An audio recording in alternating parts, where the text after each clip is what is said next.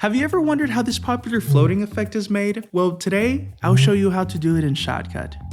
Some of you may have noticed that I've been using this floating effect more often in my videos. And some of you have asked me to make a video tutorial on this using Shotcut, which is not hard to do in my editing software, DaVinci. So it got me thinking, is there another version of this effect in Shotcut? And the answer is no. So like always, I scoured the internet and researched how this effect can be done. And long story short, I found nothing. So I did the best next thing and started experimenting. And I found two ways to achieve this floating effect, but they do have one thing in common, and that's keyframes. But don't worry, I will explain the step-by-step process and answer some questions that will help you along the way.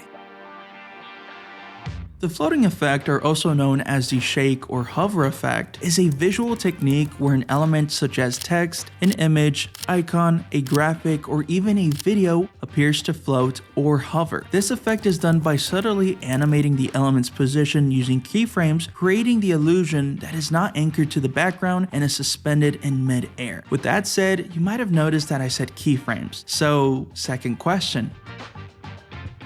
Keyframes are anchor points that will let your video editing software know when to begin and end an animation or specific function based on the parameters you set it to, and you'll get to see those in action. Now that you have a general definition of what keyframes are and what the floating effect is, let's jump into Shotcut and show you how to do it.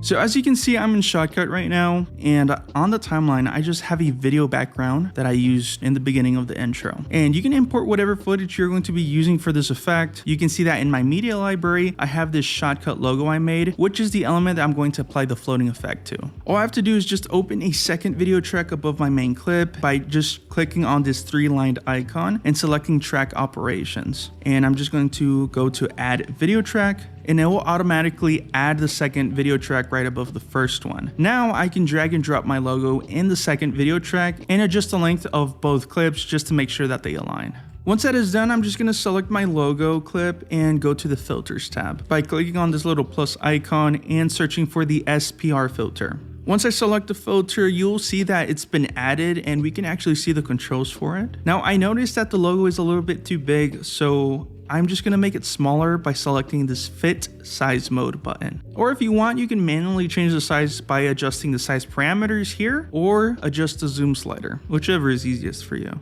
And before we start, just make sure you have set your size parameters and the position of the element you're gonna be adding the floating effect to. And you can do that by using the tools and controls I showed you. And for me, the size and placement of the logo are perfect, so let's continue. Now that your element is ready, just make sure it's selected in the timeline, and we're just going to click on the preset library up here. And you will see all the different types of animations it has. But the ones we're looking for are going to be these shake presets. Now you can see that there's two presets, one is scaled and the other one is unscaled, but for the purpose of this video, either effect is fine. I tried both of them and I didn't really see a difference because both presets are meant to add that shake effect to your footage. Now the difference is that the scaled preset is going to be slightly zoomed in order to avoid those black borders while it's shaking, while the unscaled preset will change the video's position without changing the actual size of it. But like I said, either is fine because we're not worried about any black borders appearing during the effect, since the size of the logo or element is smaller than the frame. However, I am going to choose the unscaled preset. And you can see that the logo went back to its larger size, but to fix that, I'm just going to go back and set the size mode to fit.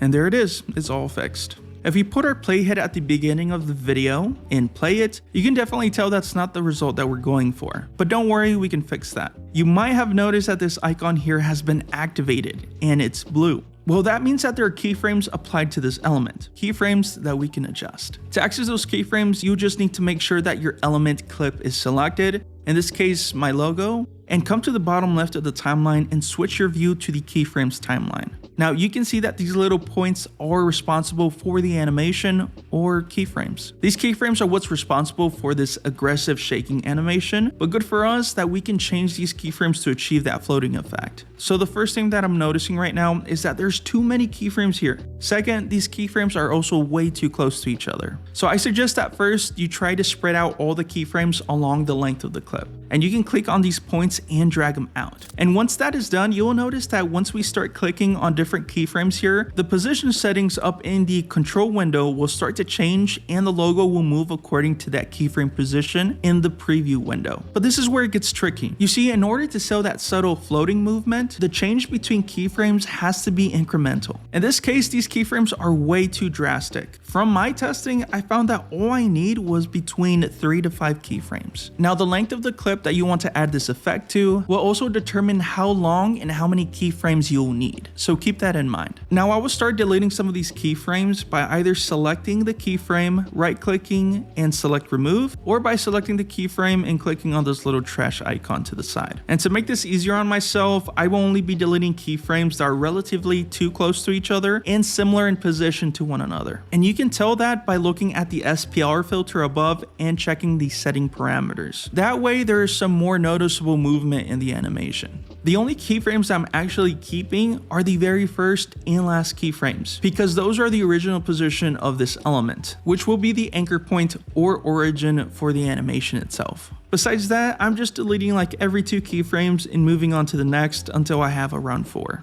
Now that I have the keyframes, I'm just gonna make sure I space them out evenly. And you can do that by either looking at the timestamp or frame of the video clip, or just by replaying the animation and making sure it's not too fast or too slow. And now that I'm done positioning the 4 keyframes evenly, I can play the clip from the start and you can tell the animation is done. It's a little bit too fast for my liking, but this is a shorter clip, so I can actually adjust the keyframe's position by selecting any keyframe in the timeline, and you can see that the playhead will actually appear right above it. And by using the SPR controls, I can adjust its position, or I can just delete another keyframe if that's the issue. And if I play it back, it looks so much better. So this is a solution that you can use if you ever encounter this problem with the animation being too fast. Now, I'm not a big fan of this method for this main reason. We're basically taking a pre-existing preset animation and making some adjustments to it. Now, that sounds pretty good for the most part since we're not making it from scratch. However, it does take some time to adjust and customize. Not to mention that the final result might not be as good as if we just did it ourselves, just because of all the adjustments we needed to make. One thing that you have to understand about this is that it's not the amount of keyframes that you add that is important. It's the parameters and spacing you set each keyframe at that will give you the movement that you're looking for. By the way, if this video is helping you in any way, I'd appreciate it if you liked the video and subscribe to the channel, and let me know down in the comments what other tutorials you'd like me to make. This just lets me know that this video is helping others, and hopefully I can help you with whatever questions that you may have.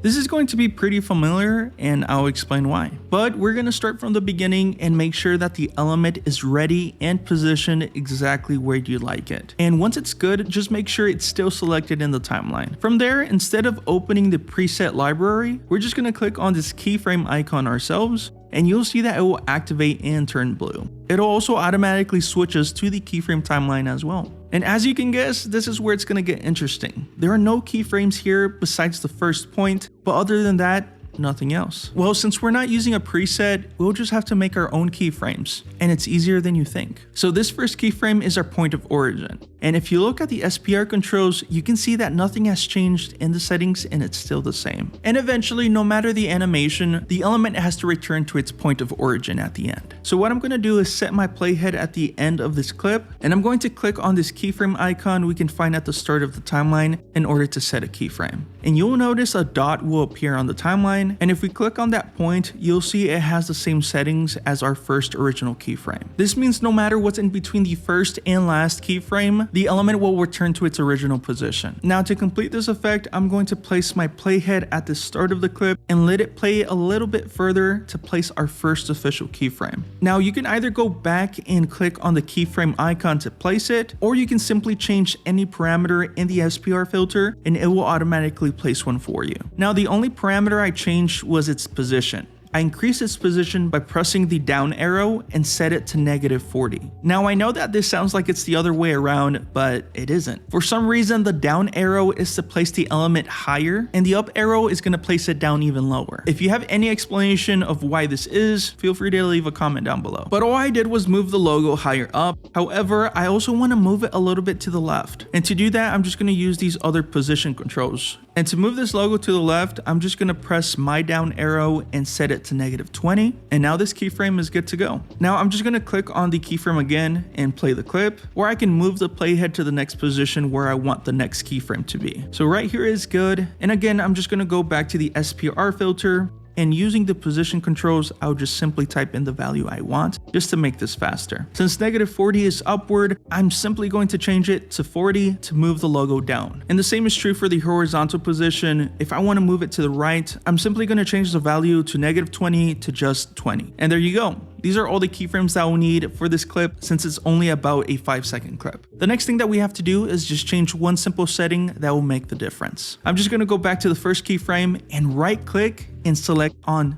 to next, and I will change this setting to smooth, and I'll do that to every single keyframe here on this timeline. Now some keyframes will also give you the option from previous, referring to the previous keyframe, and I'm also going to set it to smooth. This option just refers to the movement type from keyframe to the next keyframe, and since this is a floating effect, we want it as smooth as possible. Now if we just go back here and play it from the beginning, we can see the animation now. And remember, if these two middle keyframes are too much, you can always adjust their position or just delete one of them. I always found that having one additional keyframe, excluding the first and last keyframe, gives an extra slower movement to the animation. The cool thing about this is if your clip is a little bit longer, you can always repeat these keyframe settings over and over again until the end of your clip. And you can make this as simple or advanced as you want, either by adding one center keyframe or having multiple like the two keyframes I added here. It's really up to you and the movement that you're looking for. Finally, I want to show you how you can actually save this animation as a preset so you don't have to make it from scratch every single time. And this also applies to the first method that I showed you once you have everything set and done. All you have to do is just come back here to the SPR filter and go to the preset library and click on this little plus icon, and a window should pop up asking what you want to name your new preset. And once you've named it, just go ahead and click on OK,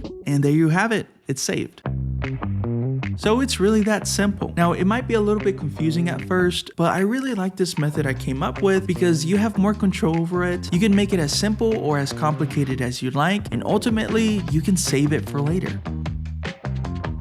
Now I wanted to answer this question because there's always a discussion of at what point is an effect being overused. Just to be clear, this floating effect is not new. It's been out for quite a while. But should you be worried about it going out of date, being too common, or is it even worth trying to do it anymore? Well, for me at least, I do enjoy using it because it's so dynamic. It adds movement to elements of information that otherwise would just be stale. I usually integrate it with visual cues that either give information, context, or any supporting details to the topic that I'm discussing that keeps the audience's attention without it being too distracting. It's just a creative way I like to use to present new information. So hopefully that gives you an idea of why and when you can use this effect for yourself. Now, if you want more Shotcut tutorials, feel free to check out the rest of the channel. Thanks for watching, and I'll see you in the next one.